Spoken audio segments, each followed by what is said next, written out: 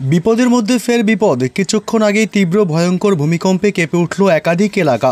6.9 মাত্রার ভয়ঙ্কর শক্তিশালী ভূমিকম্পে অন্তত 70 জনের মর্মান্তিক মৃত্যু ঘটেছে।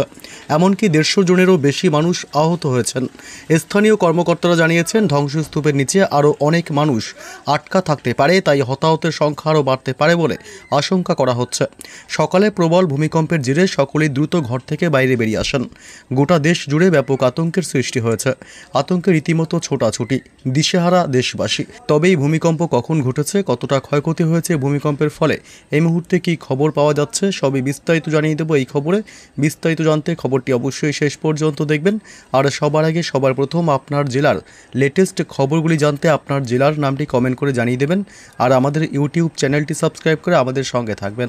সকালেই আঘাত এনেছে 6.9 মাত্রার শক্তিশালী ভূমিকম্প, যার ফলে অন্তত 70 জনের প্রাণহানি ঘটেছে।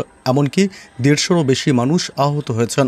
ফিলিপিন্সের স্থানীয় কর্মকর্তারা জানিয়েছেন, ধ্বংসস্তূপের নিচে আরও অনেক মানুষ আটকা থাকতে পারে, তাই হতাহতের সংখ্যা আরও বাড়তে পারে। ভূমিকম্পের কেন্দ্রবিন্দু ছিল সেবু প্রদেশের পর্যটন নগরী বুগু থেকে প্রায় 17 কিলোমিটার উত্তর পূর্বে।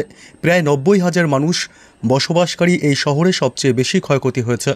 স্থানীয় কর্মকর্তারা জানিয়েছেন, ভূমিকম্প স্থানীয় ত্রুটি রেখার কারণে সংঘটিত হয়েছে এবং শহর ও গ্রামাঞ্চলে ব্যাপক অবকাঠামোতে ক্ষতি হয়েছে।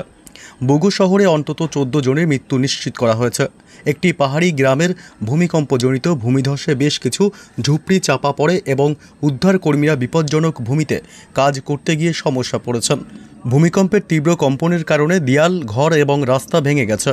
ফায়ার ফাইটার রেই ক্যাতেও বলেছেন, আমরা দিনের শেষে বিশ্রামের জন্য ব্যারাকে ছিলাম। তখনই মাটি কাঁপতে শুরু করে।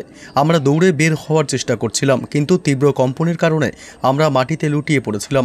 আমাদের ফায়ার স্টেশনের একটি দেয়াল ভেঙে পড়েছে, যার ফলে অনেক বাসিন্দা এবং ফায়ার ফাইটার আহত হয়েছেন। শত শত বাসিন্দা আতঙ্কিত হয়ে ঘরে ফিরতে পারেননি এবং রাতে খোলা মাঠে অবস্থান করেছেন।